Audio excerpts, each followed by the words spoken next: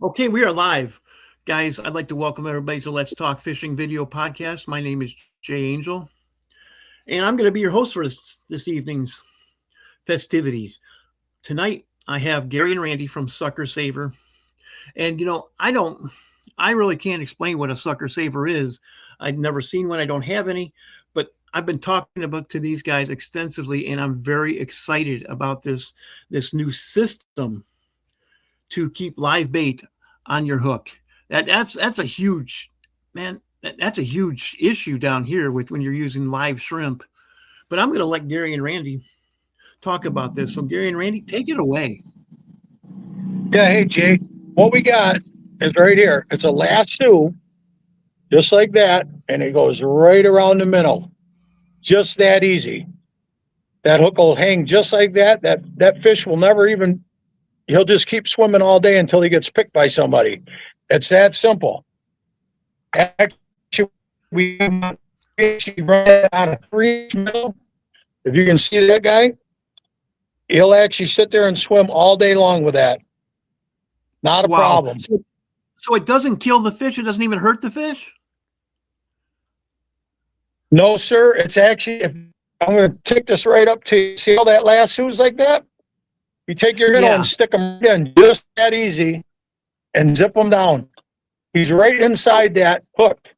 He's not picked at all.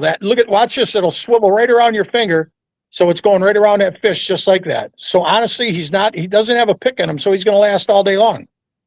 So this was actually invented for. We call it a sucker saver, and why he calls it that?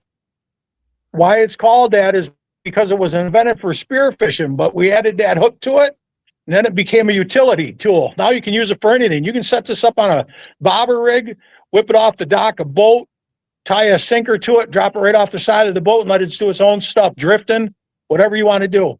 That minnow will just stay as live as can be, Jed. So I can put that on a fathead minnow. I can put that on a shrimp. Or a great big sucker, correct? Yep. You can put it on a crab. Yep. You can run that on a sunfish like that. Look at that sunfish hooked up. That'll go all the way around to about a 13-inch sucker minnow and go right down to a 3-inch minnow, just like we're showing you right there, Jay. So do you have different sizes? Like, that's about a 3-inch. Yeah, we got 10s, 8s, and 6s is what. Okay. Yep. If you're going to fish for northerns, you're definitely going to want a 6. Okay. Yep. Great stuff for that. Did you have any larger they hold. If I wanted to fish for redfish with that? We sure do. Actually, this guy right here, that's our saltwater series right there. That's a 90-pound lead, and you just same thing, cinch them right down. See the loop? Yeah. Throw them right on, just let them go. Man, he'll do all the work with this thing, man. You can even fish for tuna. Oh, this is where it's going, man. Because it'll be a rig for sure. I usually use a 20-pound fluoro lead for redfish. And that would be perfect. Is that right? Man, put that on a cockahoe minnow or a live shrimp. Now, is it delicate enough? Oh yeah, that's he's rigged up on a shrimp right there, Jay. What do you think of that? That's awesome. He's going to live. He doesn't have a pick in him, so he's going to keep swimming. Easy. That's the thing. We hook our shrimp.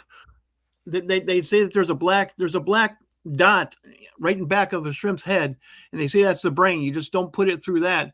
But I've never had a shrimp last longer than 10 minutes. Yeah, that's why I usually don't use shrimp. We'll throw a sucker on a tank. We were just out with a sucker at a show, and he'll swim all 9 hours, 8 hours, drop him back into the tank, and he's alive in the morning. I mean, because there's actually nothing. I mean, as you can see, you can go all the way around him. There's no pick. That's the best advertising you have.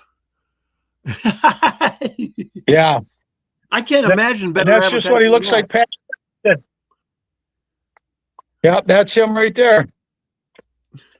So And then the directions are actually right on. Oh, if a guy wanted directions to are order right on the back too. wow. So if a guy wanted to order some of these, where can he find them? Go to the website, idasteer.com. Okay. Guys, if you didn't catch that, it's right down on the bottom of the screen here, www.idaspearcompany.com, and just go to the product page, Sucker Saver. I looked that up before the show. I always verify all links. So that's fantastic, guys. So you have several different sizes of these. Yes, sir. And, yep, we got a saltwater version, which is called the Predator, and that's a 90-pound. Tell them about it, Randy. It's a 90-pound cable. I've actually stress tested up to 110 pounds before it actually snapped, and the hook straightened out before the cable broke. The other ones, the 6s, 8s, and 10s, are all made out of 60-pound 8-time braid leaders. The highest I've had them up to is 72 pounds before I had one break. Jeez. So most of the fishing for all the bluegill, bass, stuff like that's not gonna hurt it, and it's gonna take a big fish to hurt even the little one. The Predator series is built for saltwater. So you have smaller versions too for stuff like bluegills and crappies. Correct. Yes, sir. They'll start off in a size 10 hook. I can see all kinds of different. They go anywhere from a size. Yeah, there's a 10 right there, Jay. Okay. Set up, ready to go. It comes in a package, ready and ready. You know where else this would really be good is the inland lakes of Florida, where they use the big golden shiners. Yes, they work great with shiners under a bobber. You just cast it out and let them do the work. Bobber. I've used shiners up to 10 inches long for largemouth bass in Florida. And when that bobber disappears, yeah. Woo! Talk about adrenaline burst. What an exciting thing. Oh, yeah. But those things Jay, are expensive. we'll run these on a lake. Yeah. Yeah, actually, these are pretty inexpensive to purchase. But I'll tell you what, you set this up on a sucker minnow and throw that into a lake and let him do his own work. You watch that, just like you said, that bobber just go by. And the largest pike that we've seen caught on this is what, Randy? 39 incher, and that's a monster. Didn't hurt it at all. Yeah, that's a good pike. Man, I remember back. We've also teamed. I remember back in the old. We've teamed up with a company out of Minnesota. Minnesota, okay, tell me. Yep, called Ice Hawk. They're a new tip-up company coming up. They do our reviews. This right here was just caught on the Predator series last week. It was 40 inches. 40 inches. Wow, look at that. Jason. Look at that. Yeah, that was the big fish. 40 inches, man. And wow. That's on the Predator series. Wow. Yeah, he was testing out the saltwater series on those big northerns. That's incredible. That's incredible. I can see so many applications. You guys are walleye guys. Man, I can see so many applications for that. You might want to see. I bet you could even use that on leeches, because leeches were one of my favorite things to. I just lost them, guys. Just go. I'm going to go ahead and talk about this. Gary and Randy are from Michigan. Gary and Randy are some great walleye fishermen. I've been talking to them endlessly about walleye fishing in Michigan, because I used to live in Michigan. Hold on. Just let me.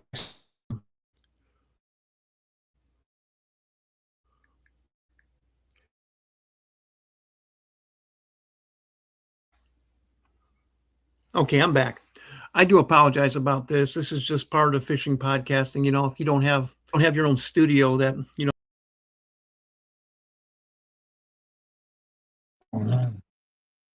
This is there they this are. You're is back, man. You're back. That's awesome. Can you hear me? Can you guys hear me? Okay, I'm back. They're not back. Okay, what I wanted to tell you is they are some rock solid walleye fishermen. They're down in Detroit right now fishing the Michigan Walleye Trail. And I've been talking to Randy. I mean, last night we probably talked for an hour about walleye fishing in Michigan. This is going to be a great application. I see applications all over the place down here for fishing the coast.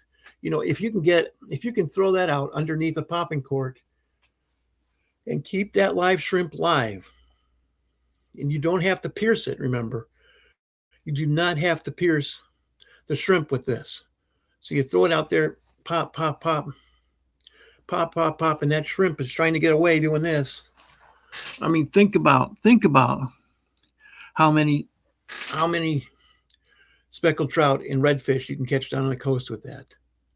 Think about putting a golden shiner under that in some of the inland lakes like Okeechobee, Kissimmee, Toho of Florida with a golden shiner.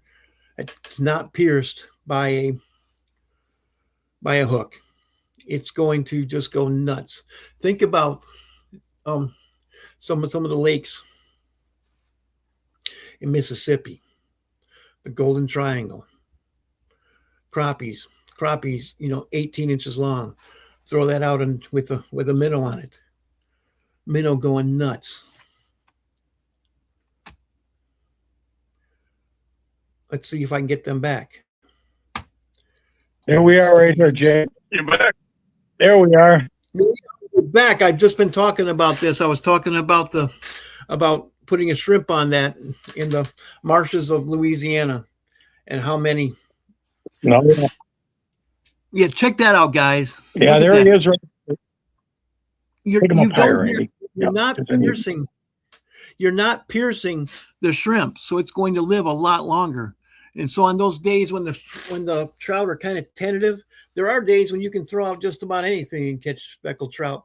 But then there are those days when they're there, they're there, you're catching one or two, you got your live scope out, you're scanning, and you can see that there's 60 of them there. Well, you throw out a live shrimp like that, they're going to bite. They're going to bite. And these guys were telling me that how they advertise this is they go to shows and they put a sucker saver on a sucker in a tank, and that thing, and it's still alive the next morning. I mean, think about it. Think about that. You have your sucker, probably costs $6 a piece, maybe more now. Yeah, Jay, the bait's incredible. I'm not kidding you. A lot of the bait stores around here really are into them, and they've been checking them out, and they've been buying them right up just because you can save so much bait with them. A lot of the old timers really like these too because you can shake that minnow off when you're done. Heck, he's still fresh in the morning. Ready to go. Shake them off, put them back in your live well, and you got another man. Some of the bait down here, like pogies and stuff like pinfish and stuff like that you buy, croakers, cost $3 a piece.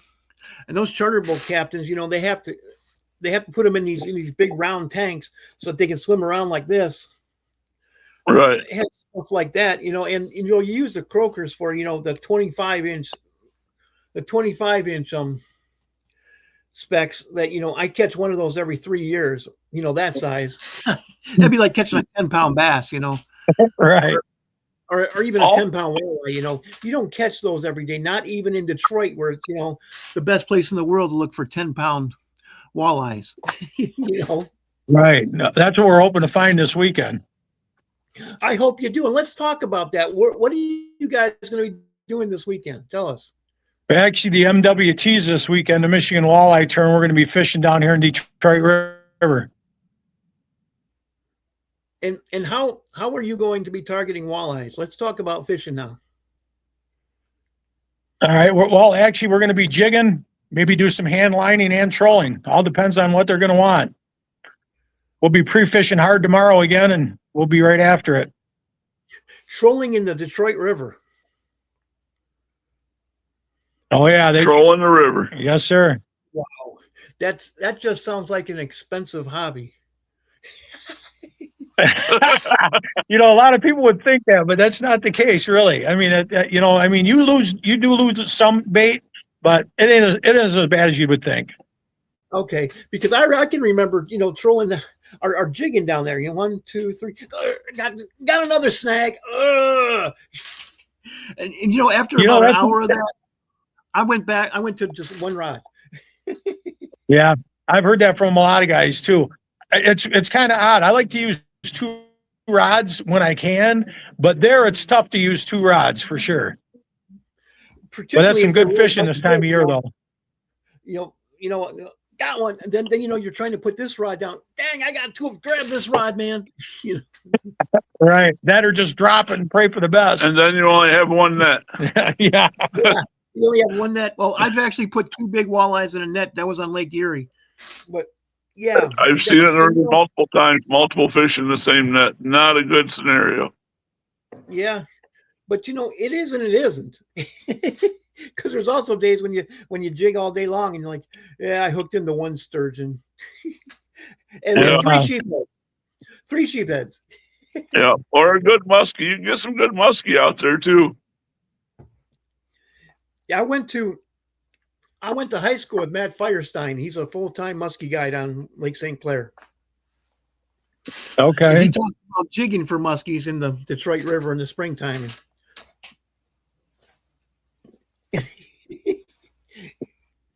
We've had a few muskie on last year that we couldn't even control. They were controlling us. That was a blast. Yeah, for sure. In fact, somebody asked today. They must have been on the Detroit River because they said, I have a huge sturgeon hooked. What do I do? And I said, grab your spool.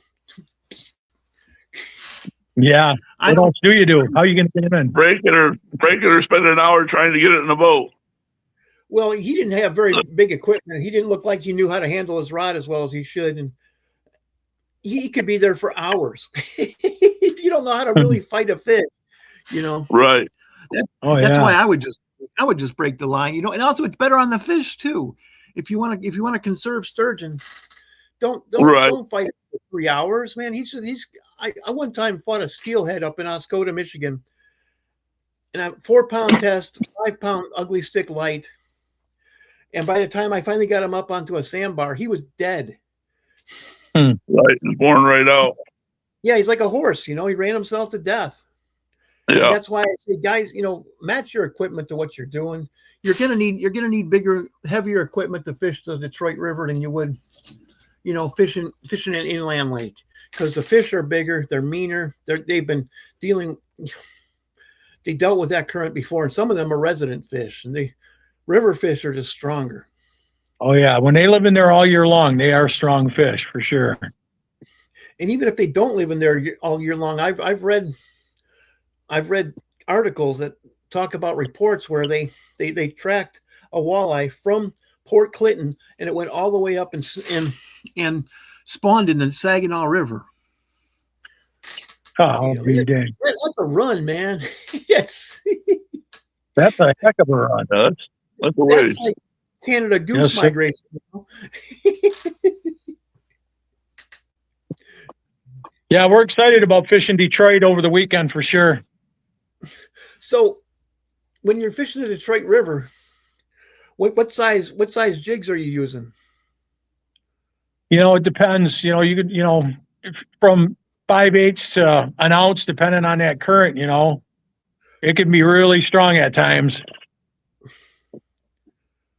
Yeah, I've only fished the Detroit River 2 times, but man, that was so much fun because I lived real close to Spring Valley, Illinois. You know, that's where the first MWC is of every year.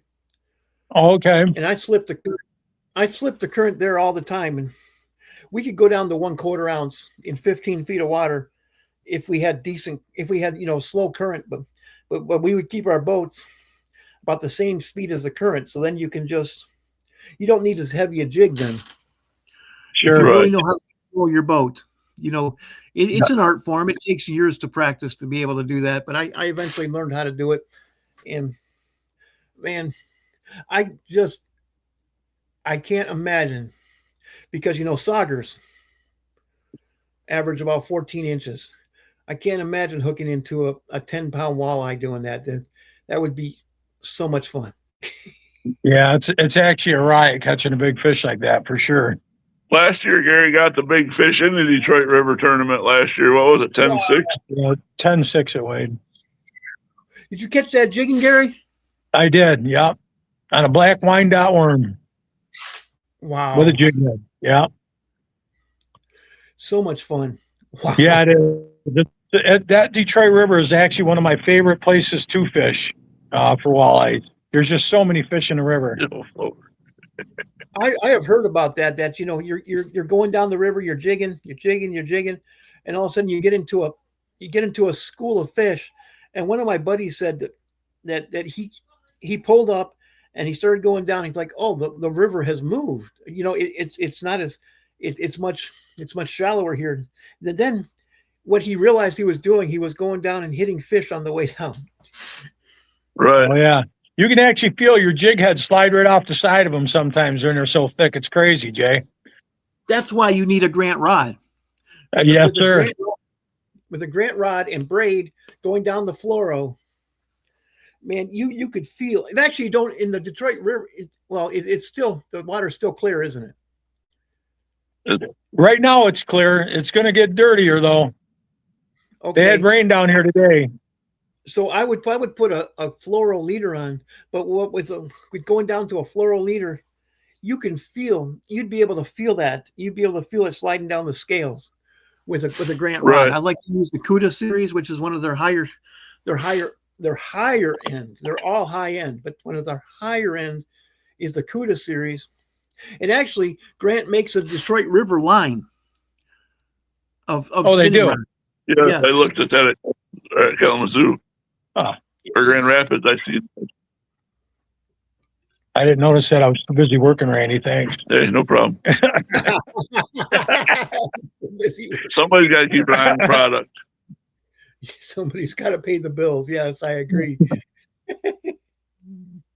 Oh man, yeah, that would be a great thing for you guys to think about. Yeah, but these suckers, I was fortunate, Jay.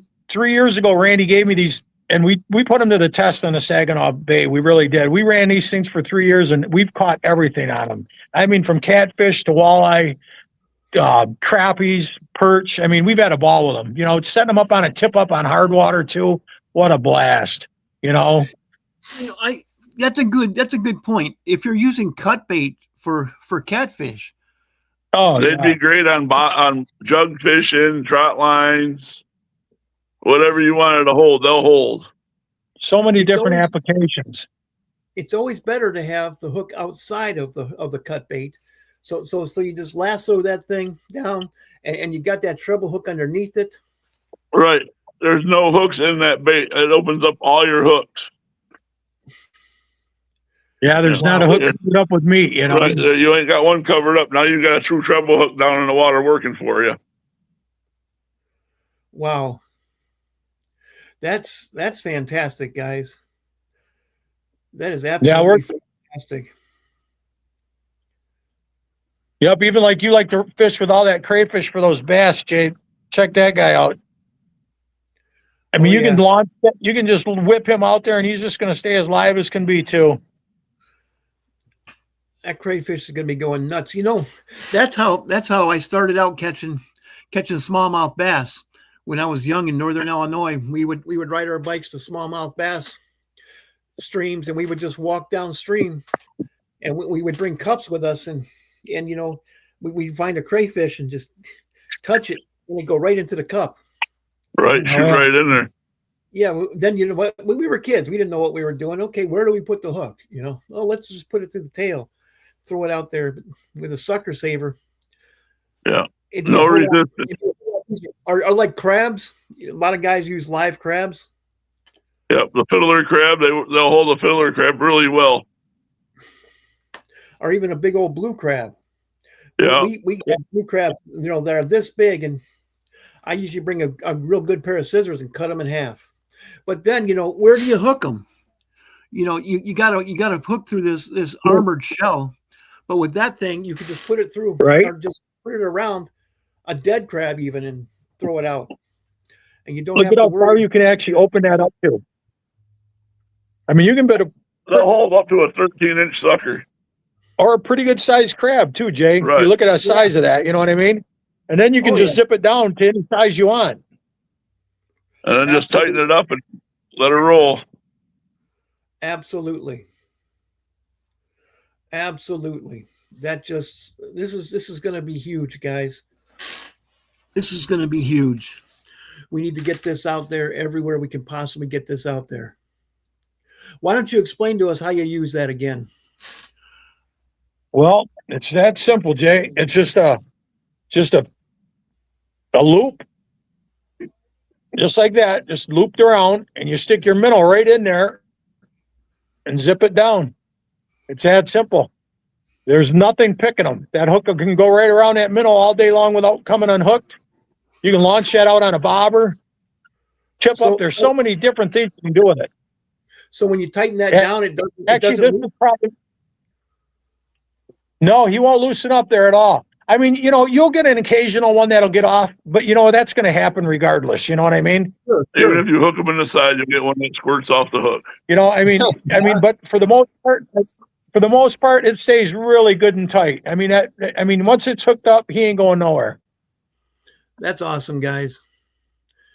That is absolutely awesome. Yeah. Yeah, they actually work great. They actually run that all the way down to a 3-inch minnow, Jay. I mean, that's the beauty of this thing, because there's so many different applications for it. I sit here in fish water, but saltwater also. Big catfish love bluegill. It holds a nice bluegill all day. Don't hurt them. Goes down to the bottom, free swims, put that on a drop shot. Let him work around. I wish I would have had those back in the 90s when I was casting bluegills up into the tail races of the small dams in Illinois. We'd do that all night long sometimes, catch flathead catfish. Right. Oh, I bet. Yeah, let them go. Let them do the work for you. Yeah, I noticed, we cast those up there and, be waiting, and sometimes they get off the hook because we didn't hook them right. Well, they're not going to get off the sucker saver. No, even if a fish smacks them, normally you don't take them. But that's our packaging right there, Jay. And what's really nice too, there's a description right on the back that shows you everything. So it's a foolproof kit right there. You can just slide him on and he's ready to go. That easy. And there's also a link to the store for a full product. On the back QR code.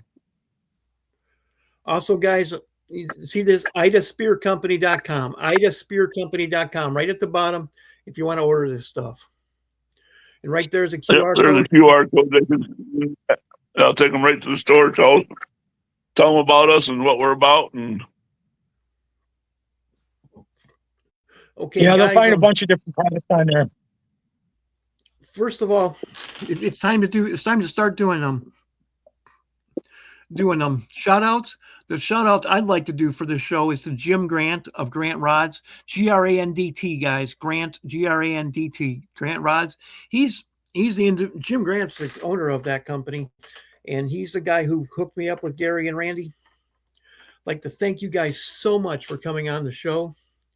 Do you have any shout outs, any thank yous to any companies, people, or organizations? I'd like to give a shout out to Jim. What a great guy he is. Yeah, thanks, Jim. Appreciate it. Jim Grant. He hooked us up with you, Jay. Yeah, also I'd like to thank you guys for coming on my show. You guys no problem. Thanks for the invitation. Well, you're very, very welcome. And, this is not going to be the last one. I do apologize for technical difficulties I had. I have another computer on order. I've been working a lot of overtime lately, so I'm going to treat myself. Of course, usually this. Yeah, we're busy in the shop developing new products, and hopefully we'll talk to you soon. yes, with that, guys, I'm going to end the podcast. But you two, I want you to stick around. I want to talk to you after the show, guys. Thank you so Okay. much for tuning into another edition of the Let's Talk Fishing podcast. You know, pretty much part of my brand is technical difficulties, and I'm not the only podcast that has technical difficulties. But you know that this is the real world, man. This is the real world where you're not. I don't have a $700,000 studio to go to. This is how it really is. But you know, I keep my show small on purpose because I like to talk to guys like this. Yeah, I like to talk to you elite, Bassmaster elite anglers once in a while. But where it's at for me is talking to guys like Gary and Randy about the real fishing that real guys do. And that's what the Let's Talk Fishing podcast is about. Real fishing for real fishermen. Or women. I have a lot of women on this show too. But anyways, with that, I'm going to end the podcast. And guys, please stick around. And get out there on the water, guys. I know I run a podcast, but I'm going to be the first one that's going to tell you, you're not going to become a better fisherman by watching podcasts. You can get some tips and tricks, and you can go know all the latest cool things to use, like the sucker saver. But there's no substitute for time on the water. Can't catch them from the couch. You can't. That's one of the few absolutes about fishing. You're absolutely never going to catch a fish on the couch. Ha! Okay.